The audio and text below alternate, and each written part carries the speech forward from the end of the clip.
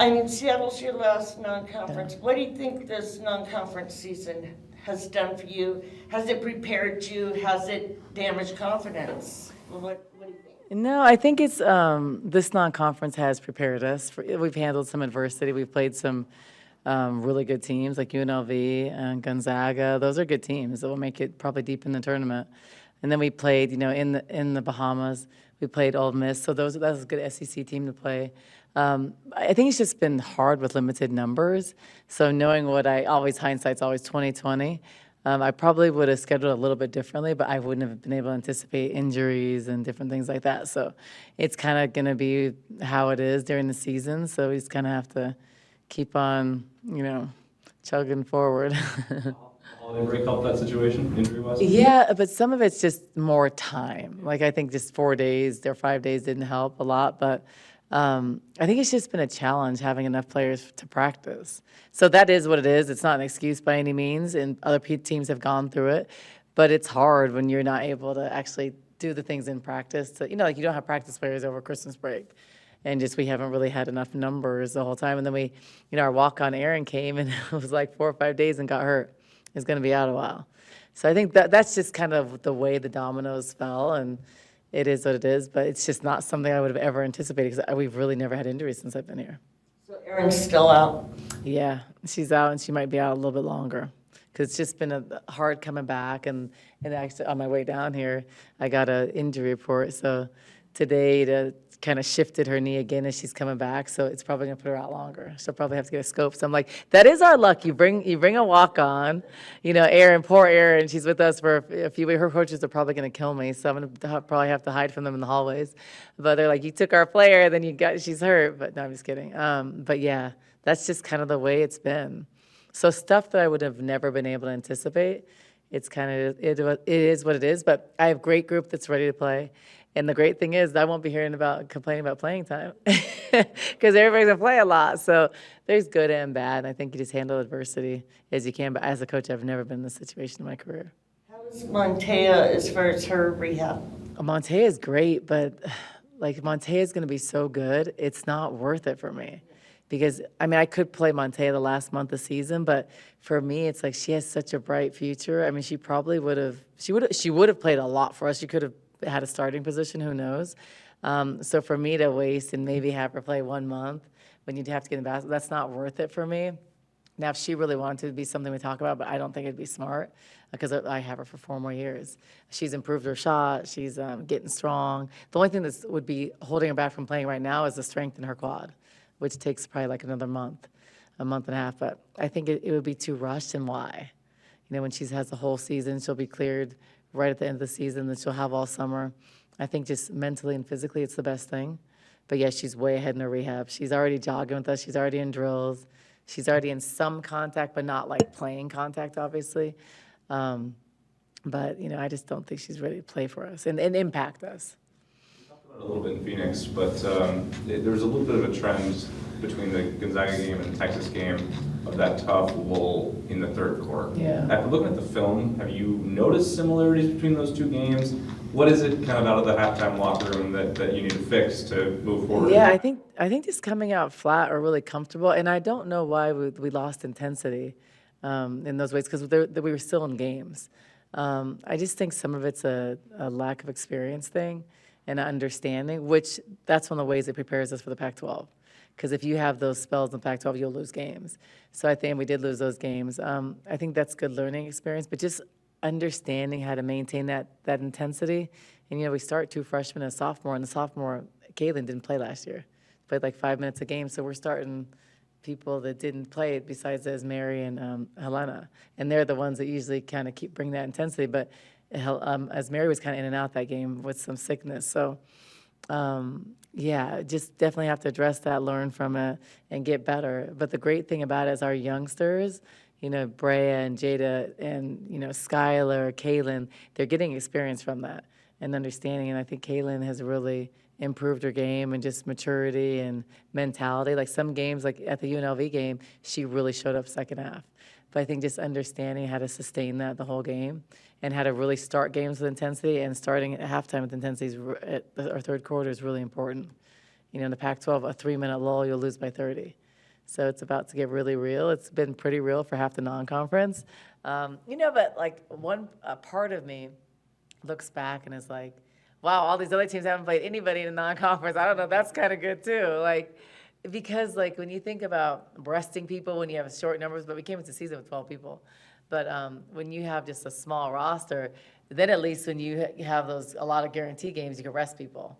So there's like pros and cons. But then are you prepared to play the Colorados and Utah the first weekend? No, or maybe you are because you're confident. Because a lot of teams like LSU usually like they historically did that. Yeah, so this year I probably scheduled a little bit too hard, not anticipating the situation we'd be in, just with roster change and injuries. Speaking of that schedule, I mean, this is a pretty good spot to have Seattle at the very end of the calendar year, New Year's Eve game, and then 2 Pac-12 home games to start Pac-12 play. It's a good opportunity to get the basketball legs back underneath you, reset, and go into Pac-12 play maybe with a little confidence. Yeah, I think for sure. But we already played 1 Pac-12 game, so we had a taste of that. Yeah, we always start on the road. I can't believe we started at home for the first time because usually the bowl game interferes. But I think that's a good thing, but we're playing like 2 really good teams. One that went pretty far last year, or both actually. One in the Sweet 16 from last year, Colorado's really good. So it's a tough weekend. But like when you look at it, there is no easy weekend. In the past, you'd have one kind of easier weekend. So it's going to be hard. And it's funny because the Seattle U game was like a last-second game that was done like 2 months ago. So that was like a last-second game that we could get because we were trying to fill the schedule. That's why the schedule had all these big lumps. It was hard. It's hard to get games. That's why I'm an advocate for having more games in conference. It's usually half of us. It's usually split half and half. But I'd rather have 20 because it's hard to get people out to Tucson. And as far as Seattle, what's the scout on them? So Seattle's gonna. They have a lot of different presses. They're gonna play sagging man. We're gonna expect a lot of zone presses to zone. And it's funny because I know their head coach from like back when I played in the WNBA. He was a manager for the Seattle Storm, so I go way back with him.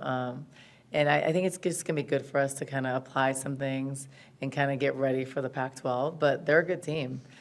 We can't overlook them because, we've learned our lesson from a couple other mid-major teams. And those are hard. And they're really good. But when we first had the loss, no one thought UNLV was that good. And then they go and they beat Oklahoma. So everybody's good and anybody can win on any given night. So with our limited numbers, our personnel, we can't overlook anybody at any time. And it's such a different situation than from a couple of years ago.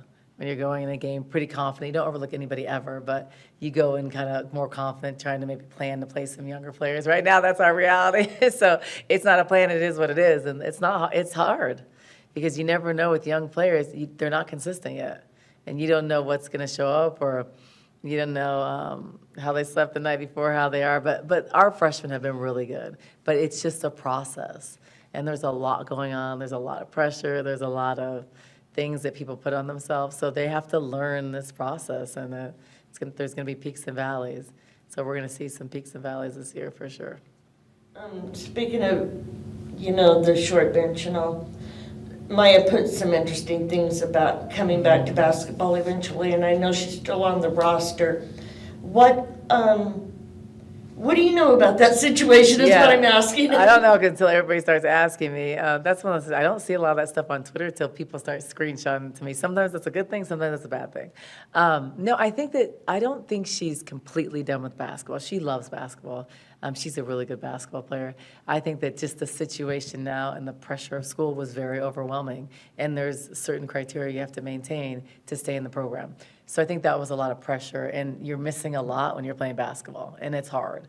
So I think that having a grip on that and understanding, and I think this gave her time to really catch up and and do different things with her school. So I think that it would be something that she would probably explore at the end of the year, and I think that's something that I would definitely talk to her about. But this year it's hard. Because for her also, maintaining and getting in and being able to do labs and being able to shadow, she can't do any of that with basketball. So that hurts her in the program. So I think that getting ahead and getting an understanding of that, maybe doing a lot of that stuff ahead of time, I think will give her more time in the future to play. But who knows? Like, this is a choice that Maya has to make. Is it at Arizona? Is it somewhere else? I mean, there's a lot of different medical schools all over the country. So, obviously we love Maya. I have a good relationship with her. And I do support her because I understand the demands on that. I understand what her dream is, and her dreams and aspiration are to be a doctor. So that was good to hear this, because I thought she was kind of done. But then I think that when you step away, I think you always miss it. So definitely something that I'm probably going to end up talking to her about. Overgeneralize a theme, but in the wake of last night's win and the success that you guys have had, the success of the men's program, Tommy came in the year that you guys made the Final Four.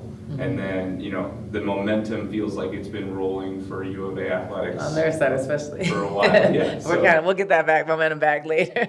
Do you feel program-wide momentum with this athletic department? Like, is that palpable to you? Well, I think just being critical of my own program and our own success. Obviously, it's hard when you've had some success. You are trying to sustain it and get back to where that is and win a championship. That's the goal. So I think it's just hard when you're so involved in your own program and you're trying to figure out ways to fix yours. But I do feel the momentum from Tommy. He's done a tremendous job. He's a great coach, and what he's been able to do is just amazing. And then Jed, I think Jed has just made history. I mean, I think everybody is shocked at what he's been able to do. So I think keeping like Tommy and keeping, Coach Fish here and Coach Lloyd is very important for the success and very important for Tucson. And I think that it does help us, because at the end of the day, like, I understand more as a head coach, you are the biggest football fan, because football needs to do well. And the better football does, it's better for every sport here. The better men's basketball does, it's better for every sport. But monetarily, football makes a lot of money. There's more tickets sold. So we all are like, go football, we're all like, sell tickets. It just helps the department, especially in a time where, there's deficits and there's a transition to another conference. So it is the best time for football to have success and momentum. And I remember when I played here at Arizona, football was very good. The Desert Swarm, remember? I mean, the Brandon Sanders, all those guys, the Twins, they were good. But Teddy Bruschi, everybody's playing. So this team loves winners, and I think that what he's doing is really good. Now I got to step up our game.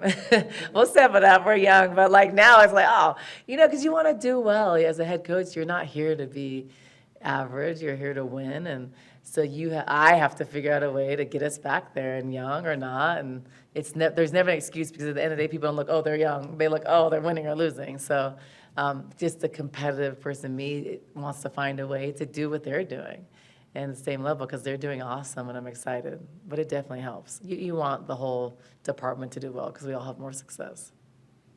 How much, I know Solly has things going on at home. Yeah. How much does that put on her, as a person, not necessarily as a player, but as a person? What do you see?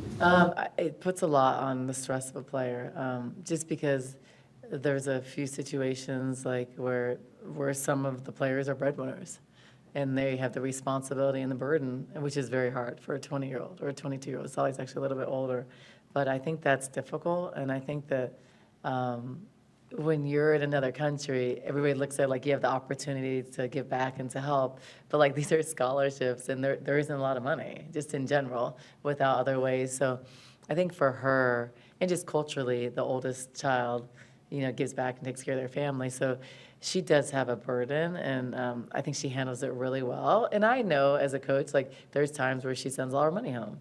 I know that, I'm very aware of that, and I can tell when that's going on, but I understand why. And so I don't follow that. So I want to help and definitely tweet it out, and it has momentum and people are helping, because I think at the end of the day, people want to help those situations and people care. And a lot of people haven't been in those situations.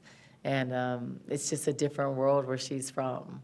And there's it's not even like the States, because I've also traveled through Africa, and it's just a different type of poverty and just struggle.